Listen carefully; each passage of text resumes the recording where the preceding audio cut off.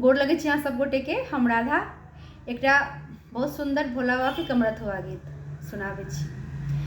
बम बम भैरो हो भूपाल, अपनी नगरिया हो बाबा, अपनी नगरिया हो बाबा, खेब लगबिहा पार। बम बम भैरो हो भूपाल, कथी केरा नाव नबेरिया, कथी के करुआर हर हर, कथी केरा नाव नबेरिया, कथी के करुआर। कोने लाला खेबनहारा, कोने लाला खेबनहारा, के उतारथ पार।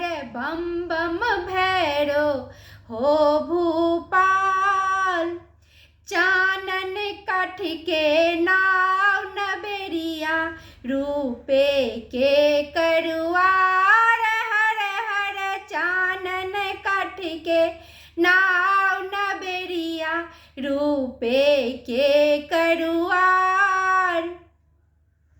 भैरव लाला खेबनहारा, भैरव लाला खेबनहारा, भोला उतारथ पार। बम बम भैरो हो भूपाल, जो तोहे भैरव लाला खेब लगे पार हर हर, जो तोहे भैरव लाला खेब लगे पार।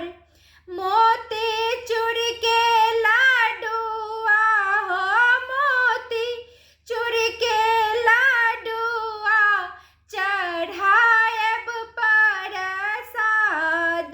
बम बम भैरो हो भूपाल, हाथी चले घोड़ा चले और चले दिसान हर हर, हाथी चले घोड़ा चले और चले दिसान। बाबा के कमरथुआ चले, बाबा के कमरथुआ चले, उठे घमासान। बम बम भैरो हो भूपाल, छोटे मोटे भैरव लाला, हाथ में गुलेल हर हर, छोटे मोटे भैरव लाला, हाथ में गुलेल। सीसिया के दोगे दोगे, सीसिया के दोगे दोगे, करथी बुलेल। बम बम भैरो हो भूपाल, कालिका के काल भैरव, गौरी के गणेश हर हर, कालिका के काल भैरव, गौरी के गणेश। अंजनी के हनुमंत, अंजनी के हनुमंत, हरहु कलेश।